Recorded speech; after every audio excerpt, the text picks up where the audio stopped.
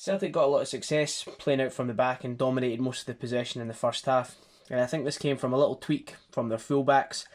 We're used to seeing the fullbacks invert when they're in possession of the ball, but Rangers play quite a narrow three in midfield. So if even Celtic were able to work it into, say, a Ralston in this position here, for someone like Aribo, that's a really quick and easy press for him to make, and can easily cover from Davis and Kamara in there to win the ball back, and it puts Celtic in quite a vulnerable position. So what they did, the fullback stayed in line with Rangers' front two, and Morelos and Roof. Christie and Turnbull stayed high and up the pitch. Kyogo and Abada pinned the Rangers fullbacks, and obviously Edouard through the middle. And as Celtic worked the ball, Kent was covering McGregor, but that rotated in between. But because the fullbacks were in this line here, it was quite easy to get a pass and knock the ball back and just keep working the ball across the back line. As it progressed to somewhere like along the right hand side, when that ball went out to the fullback and McGregor came across, that pass back attracted Kent a few times.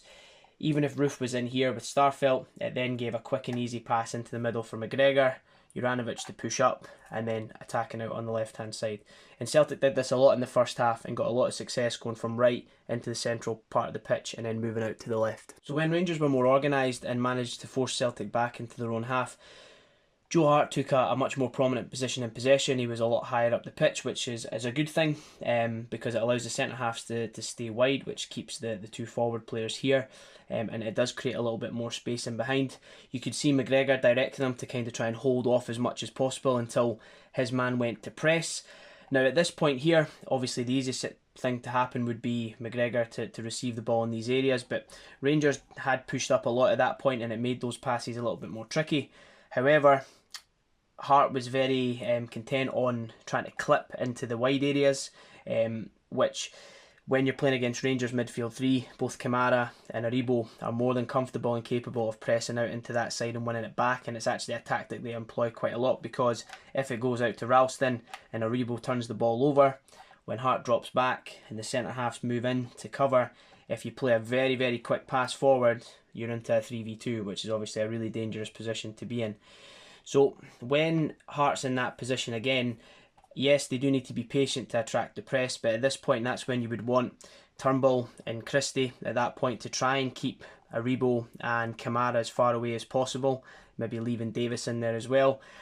That's maybe when an inverted fullback is really useful, because they can come into that space, and if they're able to turn in 1-2 touches, even if Aribo then comes out to press, again they could play a straight ball into the wide man and go 1v1, or centre midfielder can drop into that space there. If they play, even if this gets across into this position here, then you can go and attack and take it down 2v2 on that side. So although some more positives in their build-up play, you can see that if you're forced back, it's still important to try and play those forward passes on the ground and into feet so you can turn and go and attack the opposition. So for Rangers' goal, there's a couple of things to point out and discuss. Celtic setup is quite strange in the fact that they've got McGregor covering the front of the 6-yard box, which isn't too strange a move. Juranovic is at the back with Kamara Roof. Turnbull's picking up Aribo on the edge. Abada is here, not really doing particularly much, but he's a smaller player, so maybe just there for any pickups and any counter attacks. And you've got Edouard pretty much sitting on top of Joe Hart.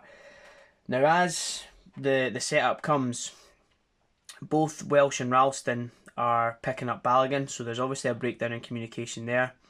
I think Starfelt's meant to be picking up Goldson and Christie on Morelos, and Hellander's just in this position here. Now, when Barisic delivers the ball, the first movement that happens is very simple. Aribo just takes Turnbull out of this space in here, which again, the front three Rangers players who are attacking the ball just bring everybody in towards this central area, and that gives space for Helander at the back post to jump up and win the ball and power it towards goal. Now I know Starfelt got caught underneath it, but again he was between two men. I'm not quite sure what happened between Ralston and Welsh. You can't give somebody like Helander with his physicality a run like that, so the setup should really be somebody making sure they pick that run up, making sure you're not caught between the three players that are looking to barge in and break through and attack that defensive area. I'm not sure what Edouard brings into this position here, So I don't know what the setup was for corners, if that's a usual Celtic setup, but again, cost them the goal here, and a goal that proved to be really important. Now after the goal, Celtic made a few substitutions. Rogic came on to take up that right central midfield role. Soro dropped into the number 6, with McGregor going to a more advanced left centre midfield role. Christie moved out to the left, and Kyogo came through the middle, and we're going to look at his two chances. The first one Rogic does brilliantly to outmuscle Davis. Again, he's such a good 1v1 player, but he's also got the quality of pass to back it up. As he drifts inside here, Kyogo pulls in, and he just sort of waits, and as Helander goes out to engage Rogic, who escapes him, he just makes that dart and run in behind. Of course, he gets into that position a little bit wide from goal. Christie's squaring across the goal. It's a good strike. It's a really good save actually as well when you see the angle from behind the goal. But he should square it, and it's not something that he's too averse from doing. He's created a lot of chances from Celtic in those positions. But great run in behind, and you've seen in that last 25 minutes what he offers going through the middle compared to Edouard. Before the game, I thought Kyogo left and Edouard through the middle was probably the right setup.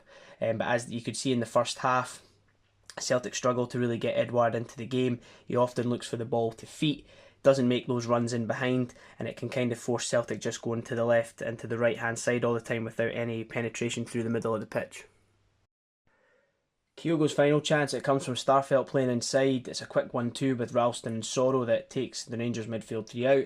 As Soro progresses with the ball, you can see Kyogo's between Goldson and Helander, and similar to the last one, Soro brings it forward, he waits and waits, and as soon as Helander comes out to challenge the ball, he moves towards Goldson, and then he points to get the ball in behind. Now, unlike his first chance where McCrory stayed on his line, McCrory actually comes rushing out at this point. Adam Montgomery's making a run inside. Balogun actually comes in and covers really well, and as the ball gets cut back, he's able to intercept. At the back post is Juranovic. So again, if Kyogo had a wee look up, he would have maybe been able to loft the ball over, and it would have left an open goal or a tap in. Or again, I think because of the position that McCrory comes out, he would be more than capable of lifting the ball over or maybe striking low and hard underneath for the finish. But we could probably see in that 25-30 minute period just how important his movement and runs are in behind from that central area. So when Celtic are looking at recruitment, they now probably need to consider the benefits of having Kyogo playing in that position, in that role through the middle. Maybe a bit more often. It'll depend on who they bring as their main striker. But I think you can see in a game like this just the strengths and the benefits he can bring to the team.